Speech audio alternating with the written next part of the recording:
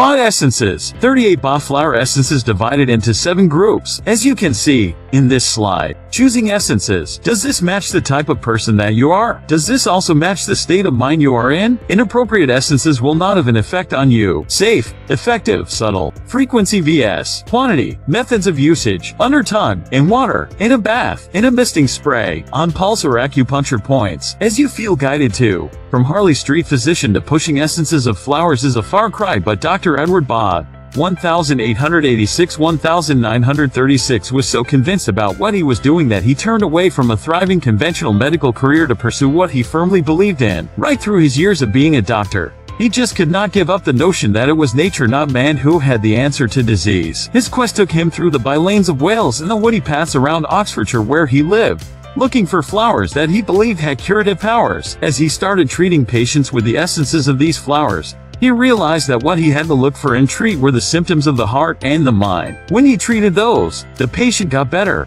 What Edward Bach left behind spread throughout the world, and more people who were turning away from conventional medication and looking for more holistic alternative remedies came, tried, and were amazed. Bach had 38 flower remedies. One was misnamed as it was spring water found deep under rocks in his repertoire, and there was one, the 39th, that was made up of a combination of 5 of these essences. His firm belief that what people think and feel have a strong effect on their bodies is borne out today by many doctors who practice conventional medicine too. He was influenced to a great extent by the father of homeopathy, Dr. Samuel Hahnemann, and he tried to group patients into types and treat them. He started with 2 flower essences, added one at the end of that year, and very soon had built up what he felt was the whole range necessary to take care of all people's ailments of the mind. Bach firmly believed that man was made to exist in harmony with nature and free of all illness. It was because mentally, emotionally, and spiritually man had turned away from his higher self and embraced the baser things that he was prone to illness. However, nature, as understanding as ever, had just the flowers to raise him up to his level of perfection. If only he tried them. Each flower essence is for a particular feeling or frame of mind. Many physicians and people of the time looked askance at what he was propagating.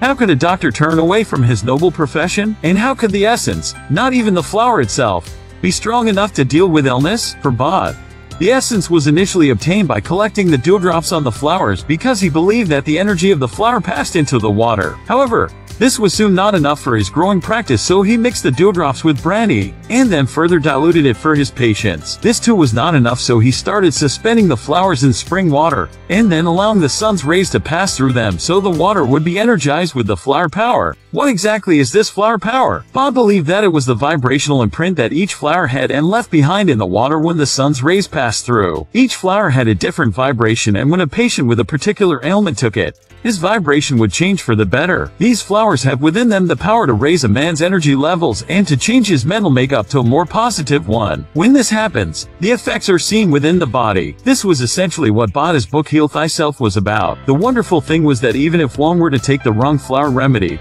while it would not have a positive effect on the mind, there would be no negative or side effects, which is what makes these remedies so safe.